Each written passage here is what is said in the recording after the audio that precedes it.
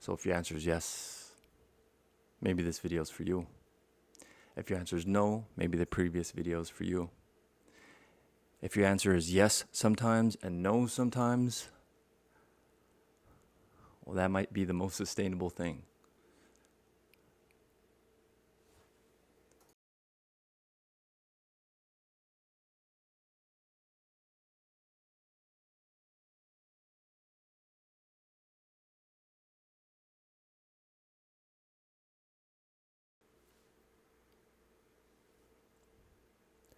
Well then, what's the decision-making process been like that eventually led up to a yes?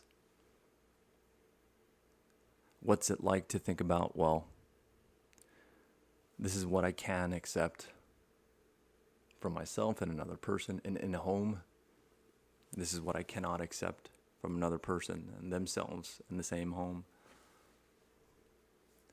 Because you have to think about, well, if it was ever a yes, or you're coming to that yes now, that you're going to make the decision that you would quit, because some situations are to be walked away from. Not that we have to. It's not the same. It's just that there's a better decision to be made sometimes. And so,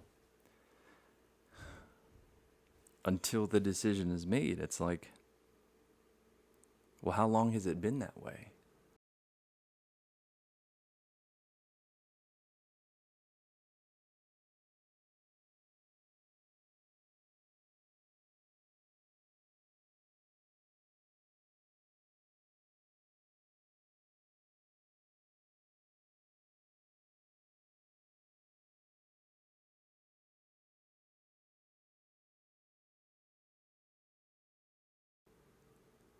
How long has your decision-making process been that way?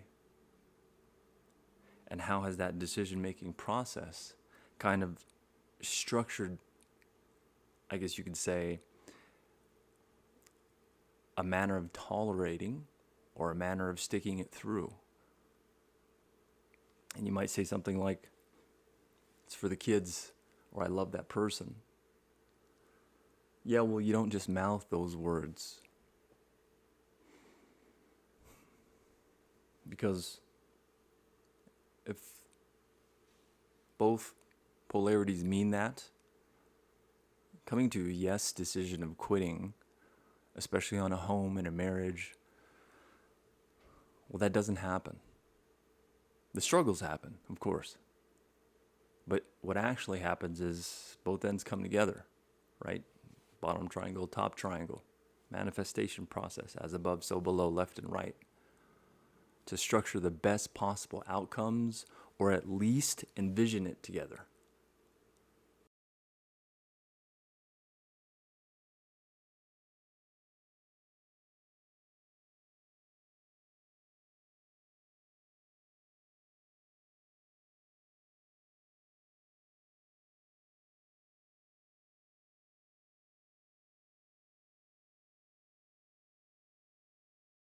There are distractions.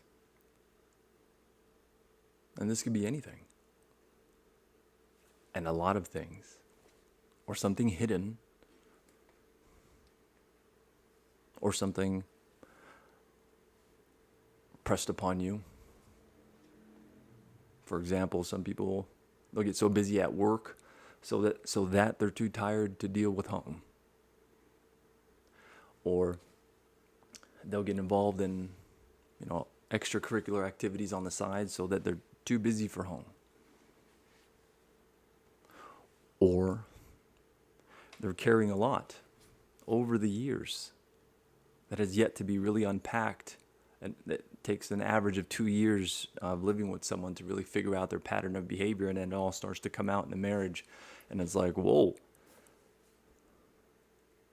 Why is what we think we want most not being accomplished? There are distractions.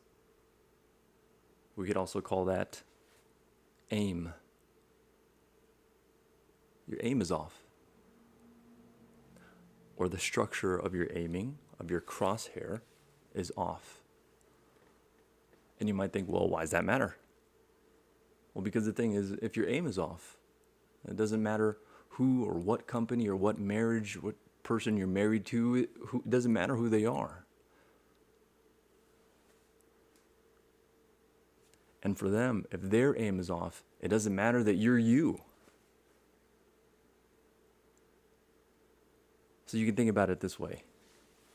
If you're a basketball player or a marksman, an archer, right? And you're competing, right? That's kind of what relationships are. You're competing for the best outcomes because the worst outcomes are just around the corner trying to pop up in your life. And you're competing, and it's, you're letting it go, and you're like, I'm going to hit the target, I'm going to hit the target. Well, you don't just mouth the words. You don't just hold the ball and say, I'm going to take a shot at the 3-point line. You let it go. Take aim. But then, why are you not hitting the target? Why is what you think is the best outcome not happening? So there's this interesting fable story, right? It's in cinematic movies. It's in the archetypes of novels and stories where things are so far of a possibility that it'll work that they end up doing something like wishing upon a star. Well, what does that mean exactly?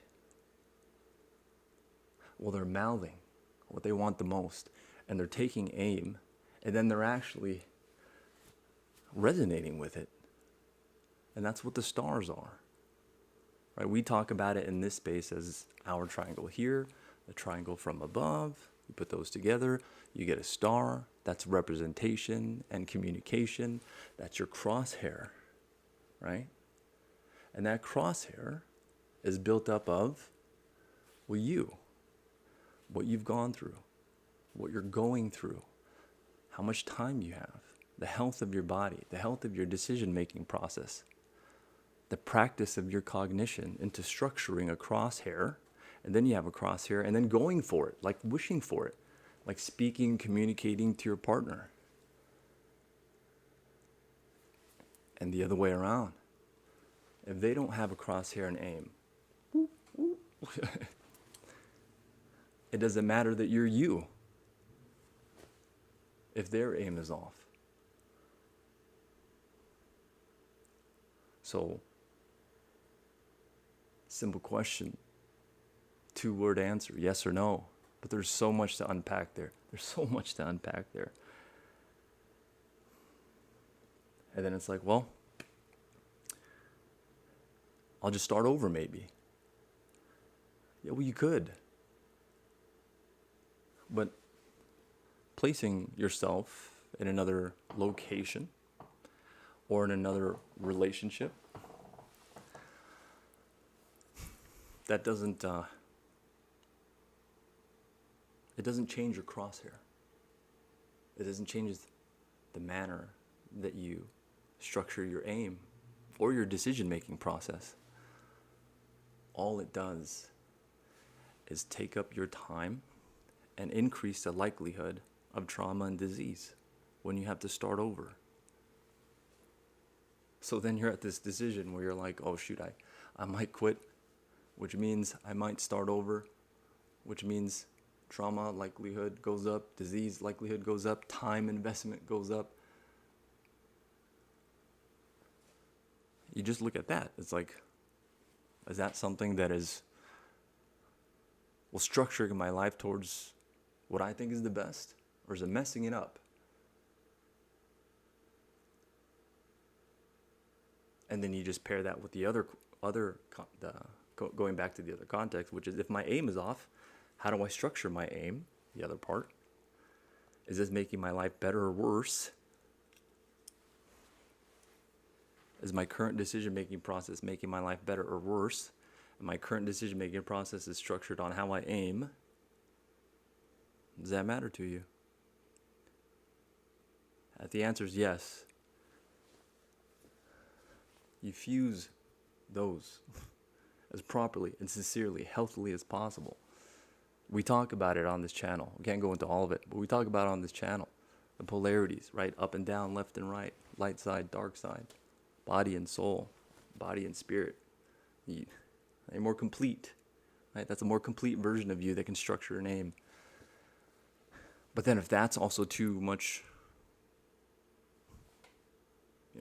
too many steps ahead, you just take it a few steps back. And Jordan Peterson, he's giving a speech about this. He says it like this. Well, if things can be better than the way they are now, or if you're thinking about quitting because you think there's a better decision to be made, that means things are not good. And things are not good because things are getting messed up from good. So he says you sit on the edge of your bed one night and you just ask yourself, what ridiculously stupid things am I doing to mess up my life every day? And you really have to know, or you really have to want to know. You don't just mouth it, right? You don't just say, I'm going to shoot the basketball, or I'm going to quit on you, or I'm going to stay on you. You have to really want to know. And I can tell you, I've tried it. He says the answers will come so fast it'll make your head spin. I had to write down a lot of stuff. So personally, for example, what does that look like? Well, maybe you should start making your own food. You're not worried about what's in it, and it's healthy. Maybe you should drink mostly water, no alcohol at all, or recreational substance, so that the health of my body and my mind is clear enough to keep answering those questions. So for you, maybe it's something like, every day you've come to a decision where you feel like you want to quit, and it's been that way every day. And that's messing up your life.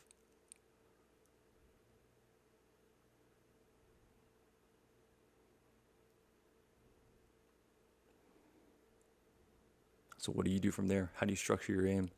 I would say start from there. What are you doing that's messing things up? And then before you go on thinking about walking out on a situation or quitting on a home or a family or your partner, if you know you're messing up things, you're not in full capacity control of yourself. So if you know you're messing up things, that's a part of you that's doing that. Did you quit on them?